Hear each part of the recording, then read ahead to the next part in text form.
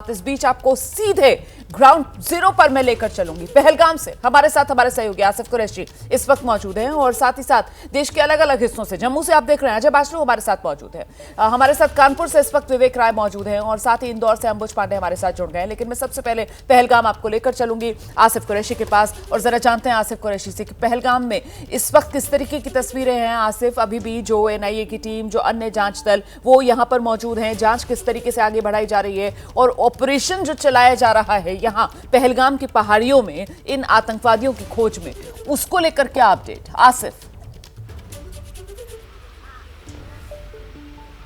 रोमाना, देखिए, पहलगाम की बात करें तो यहाँ पे सन्नाटा पसरा हुआ है। जब ये हमला हुआ उसके बाद जो गतिविधियां यहाँ पे हो रही थी पर्यटकों के साथ जो यहाँ पे रह रहे थे, लेकिन उसके बाद से लगातार जिस तरीके का माहौल बना है उसमें सन्नाटा ही पसरा हुआ है। मैं इस समय पहलगाम के मुख्य बाजार में मौजूद हूँ और मेरे पीछे आप पहलगाम की वो आइकॉनिक सड़क देख सकते हैं जहाँ पे हमेशा टूरिस्ट की भरमार रहती थी, लेकिन आज यहाँ जो ये पूरा इलाका खाली पड़ा है। जो यहाँ का बस अड्डा है, यहाँ पे कुछ गाड़ियाँ खड़ी हैं जो कि लोकल हैं, बाहर से कोई नहीं आ रहा है और पहलगाम के अंदर इस समय भी कोई टूरिस्ट मौजूद नहीं है। यानी यहाँ की बात करें तो यहाँ मानो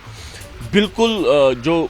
खामोशी है, कर्फ्यू का सा माहौल है और हर कोई इस चिंता में है कि आने वाले दिनों में अब होगा क्या।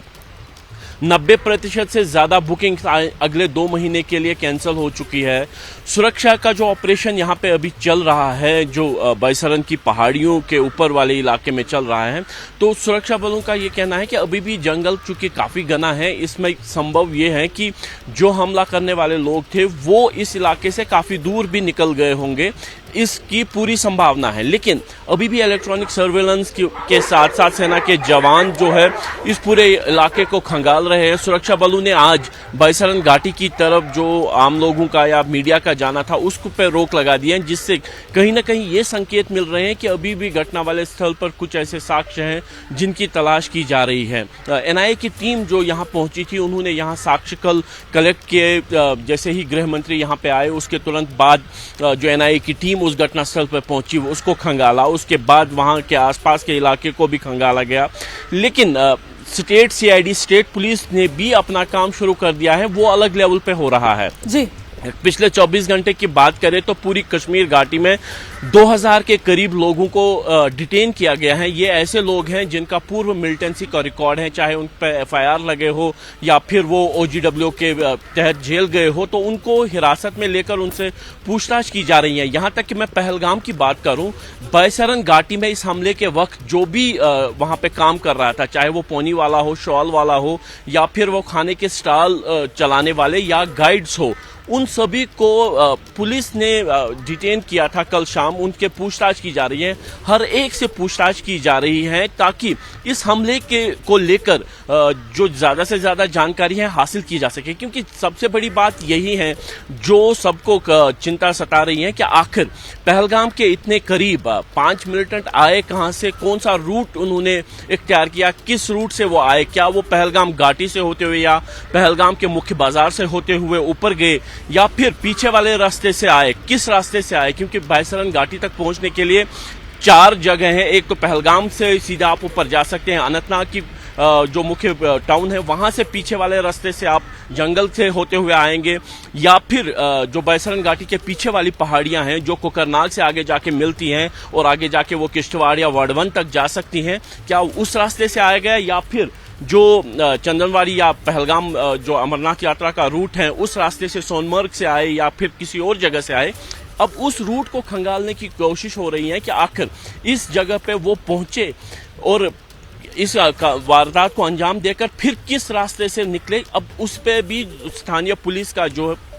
है यहाँ पे जोर है। इसी का नतीजा हम देख रहे हैं कि विभिन्न जगहों पर हिरासत में लोगों को तो लिया जा रहा है। इसके साथ ही कुलगाम में एक मुठभेड़ भी कल हुई थी, जो टंगमर्ग इलाका है अरबल का कुलगाम में, वहां पे 2 टीआरएफ से जुड़े मिलिटेंट्स के होने की खबर के बाद ऑपरेशन चलाया गया था। इनिशियल गोलीबारी के बाद सेना का ये कहना है कि उस गोलीबारी के दौरान ही ये दोनों मिलिटेंट जो इस इलाके में फंसे थे भाग निकलने में कामयाब हो गए और इसीलिए कुलगाम में भी जो ऑपरेशन है वो मुठभेड़ के बाद अब तलाशी अभियान में बदल गया है और वहां पे भी उन मिलिटेंट्स को ढूंढने की कोशिश हो रही है। लेकिन कुल मिला के देखें, लोगों में डर भी है, एक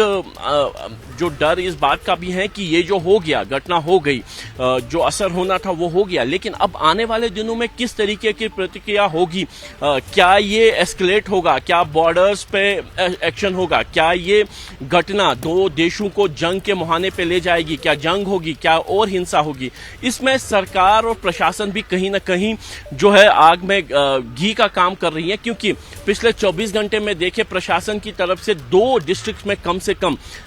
प्राइम मिनिस्टर पैकेज के तहत जो कश्मीर घाटी में कश्मीरी हिंदू कर्मचारी काम कर रहे हैं उनके लिए आदेश ये आ गया कि अगले आदेश तक वो वर्क फ्रॉम होम करे, यानी घर से ही काम करे और बाहर ना निकले। कहीं ना कहीं इससे जो लोगों में डर है वो बढ़ गया है, खासतौर पर चाहे वो प्रवासी मजदूर हो, अल्पसंख्यक हो या फिर वो कर्मचारी जो पीएम पैकेज के तहत कश्मीर में नौकरी कर रहे हैं। अब अगर उनको ये बोला गया है कि वो घर से काम करें तो खतरा काफी ज्यादा बड़ा है। वो जो अलर्ट जी अप्रैल महीने की शुरुआत में आया था कि प्रवासी मजदूरों और अल्पसंख्यकों को निशाना बनाया जा सकता है, अब इस घटना के बाद सरकार उसको सीरियसली ले रही है, ऐसा दिख रहा है। बिल्कुल, देखिए कहीं ना कहीं एहतियाती कदम के तौर पर भी इसको देखा जाना चाहिए, क्योंकि अगर किसी तरीके की कोई खुफिया इनपुट होगी तो जाहिर सी बात है उसको लेकर कदम उठाया जाएगा। और ऐसे में सीधे अब आपको जम्मू रीजन में लेकर चलूंगी। अजय बाचलू हमारे सहयोगी इस वक्त हमारे साथ मौजूद हैं। अजय, जिस बात का जिक्र अभी आसिफ कर रहे थे कि साहब जहां आसिफ मौजूद हैं घाटी की तरफ कश्मीर रीजन में, यहां पर लोगों में डर ज्यादा है, लेकिन वहीं अगर जम्मू रीजन की बात की जाए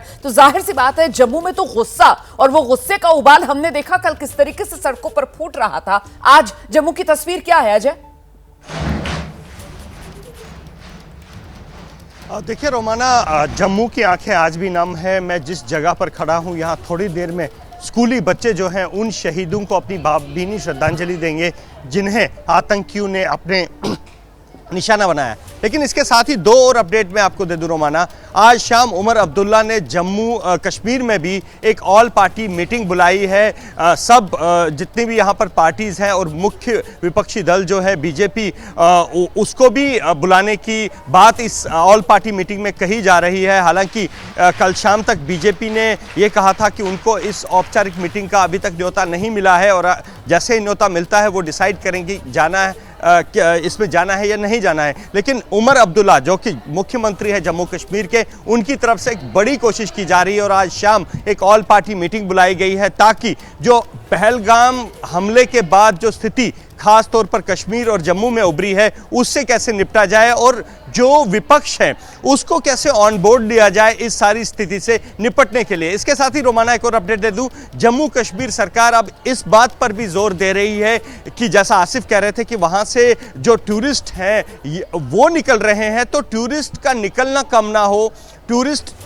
रुकें और जो बाकी टूरिस्ट जिन्होंने अपनी कैंसिलेशंस अगले करीब 2 महीने तक कैंसिल करवाई हैं वो टूरिस्ट, उनमें से टूरिस्ट को इस तरह से उनका मनोबल बढ़ाया जाए वो वापस जम्मू कश्मीर में आए। इस कार्रवाई पर भी काम चल रहा है। बिल्कुल, बड़ी बात आप कह रहे हैं कि एक तरफ तो ऑल पार्टी मीटिंग जो जम्मू कश्मीर में उमर अब्दुल्ला सरकार की तरफ से बुलाई गई है और दूसरी बात आप ये बता रहे हैं कि साहब उमर अब्दुल्ला सरकार की तरफ से ये जो पर्यटक और पर्यटकों की संख्या जिस तरीके से घट रही है, जो पहुंचे हुए थे वो वापस लौट रहे हैं और साथ ही जिन्होंने आने वाले समय के लिए बुकिंग करा रखी थी, जैसा कि आसिफ बता रहे हैं कि साहब 90% बुकिंग्स जो हैं वो कैंसिल की जा रही हैं, तो दोबारा से पर्यटकों में भरोसा जगे और वो कश्मीर का रुख करें, इसको लेकर उमर सरकार इस वक्त कोशिशों में लगी हुई है। इस बीच श्रीनगर आपको लेकर चलेंगे, हमारे साथ अहमद बिलाल मौजूद हैं और जानते हैं अहमद बिलाल से श्रीनगर की आज की तस्वीर क्या है, यहां पर कुछ पर्यटक नजर आ रहे हैं या सन्नाटा? बिलाल।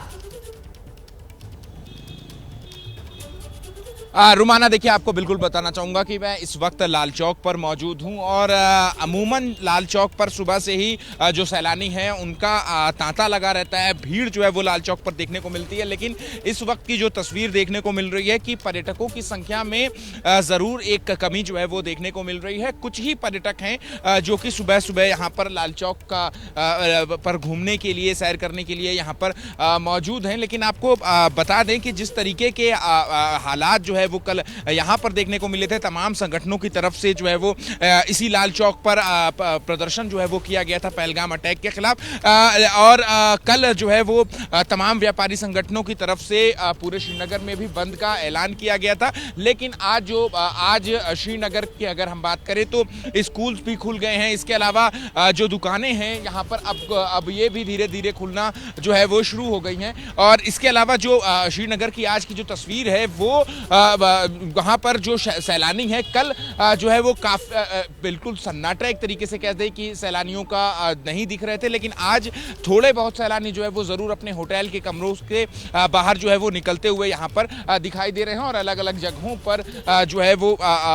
सैर करने के लिए जा रहे हैं। तो ये तस्वीर जो है वो आज श्रीनगर की है। लेकिन जैसा कि मेरे सहयोगी भी बता रहे थे कि आज का सबसे बड़ा जो डेवलपमेंट है कि जो चीफ मिनिस्टर है उमर अब्दुल्ला, उनकी तरफ से एक ऑल पार्टी मीटिंग जो है वो बुलाई गई है, जिसमें वो सभी पार्टियों के जो प्रतिनिधि हैं उनको जो है वो जानकारी देंगे इस पूरी घटना से लेकर के। जी